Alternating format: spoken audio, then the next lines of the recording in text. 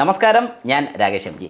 പൊതുവേ പലർക്കും സംശയമുള്ളൊരു കാര്യമാണ്, നമ്മളൊരു വാഹനം യൂസ് ചെയ്യുന്ന സമയത്ത് അത് സർവീസ് ചെയ്യുമ്പോൾ ഓട്ടം കുറവുള്ള വാഹനങ്ങൾ എങ്ങനെ നോക്കിയാണ് സർവീസ് ചെയ്യേണ്ടത്. അതായത് കിലോമീറ്റർ ഏതായാലും ആകത്തില്ല, നമുക്കറിയാവുന്ന പോലെ ഓട്ടം കുറവാണ്. പക്ഷേ ഓട്ടം കുറവാണെന്നുണ്ടെങ്കിൽ നമ്മൾ പലപ്പോഴും സംശയം തോന്നും, എപ്പോഴാണ് നമ്മുടെ വാഹനത്തിൻ്റെ സർവീസ് വരുന്നത്. ചിലർ പറയും 6 മാസം, ചിലർ പറയും 1 വർഷം.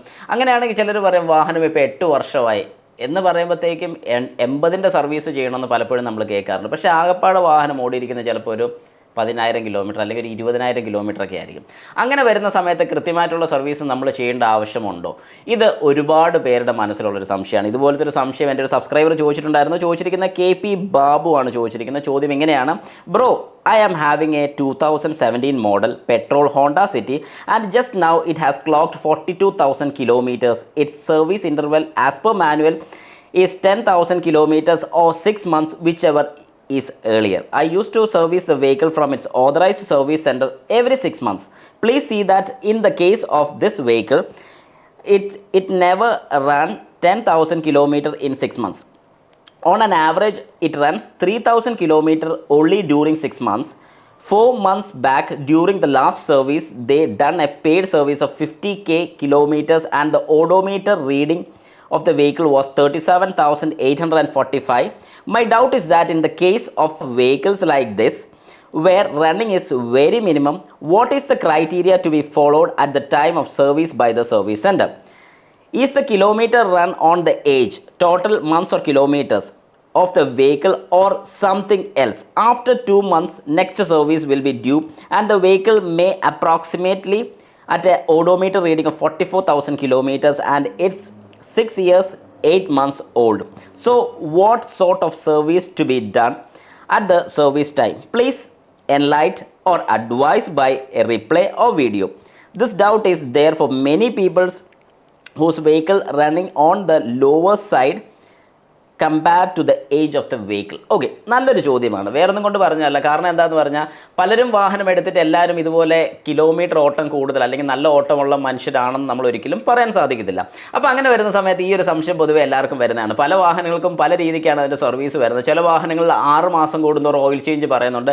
ചില വാഹനങ്ങളിൽ 1 വർഷം കൂടുന്നവർ, ചില വാഹനമല്ല മിക്ക വാഹനങ്ങളും, അതായത് ഒരു 4 വീലേഴ്സിൽ മിക്ക വാഹനങ്ങളിലും 1 വർഷമായിരിക്കും അതിൻ്റെ ഓയിൽ റീപ്ലേസ്മെൻറ്റ് അല്ലെങ്കിൽ സർവീസ് പീരീഡ് പറയുന്നത്.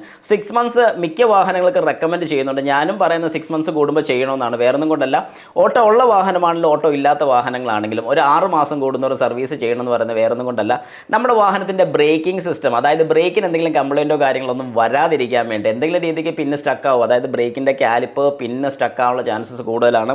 സസ്പെൻഷൻ റിലേറ്റഡ് ആയിട്ട് എന്തെങ്കിലും പ്രശ്നങ്ങളുണ്ടോ എന്ന് ചെക്ക് ചെയ്യുന്നത് നല്ലതാണ്. അലൈൻമെൻറ്റ്, അതായത് നമ്മുടെ വാഹനത്തിൻ്റെ അലൈൻമെൻറ്റ്, ടയർ റൊട്ടേഷൻ, ഇങ്ങനത്തെ ചെറിയ ചെറിയ കാര്യങ്ങളൊക്കെ ഒരു 6 മാസം കൂടുന്ന ഒരു ജനറൽ ചെക്കപ്പിൻ്റെ കൂട്ടത്തിൽ ഈ കാര്യങ്ങൾ ചെയ്തു വിടേണ്ട അത്യാവശ്യമുള്ള കാര്യമാണ്.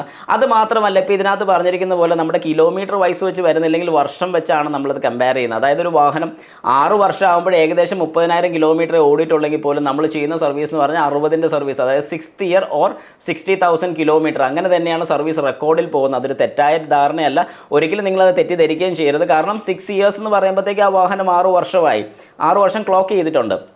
അങ്ങനെയാണെന്നുണ്ടെങ്കിൽ അടുത്ത സർവീസ് വരുന്ന 6 കഴിഞ്ഞാൽ നെക്സ്റ്റ് 7th ഇയർ ആണ് വരുന്നത്. അതൊരു 6 മന്ത്സ് കൂടുമ്പോഴല്ല, ഇയർലി വൈസ് വെച്ചാണ് അവർ കമ്പയർ ചെയ്യുന്നത്. 6 മന്ത്സിൽ നോർമൽ ചെയ്തതെന്ന് പറഞ്ഞാൽ നോർമലായിട്ടുള്ള ജനറൽ ആയിട്ടുള്ള ചെക്കപ്സും കാര്യങ്ങളൊക്കെ മാത്രമേ ഉള്ളൂ.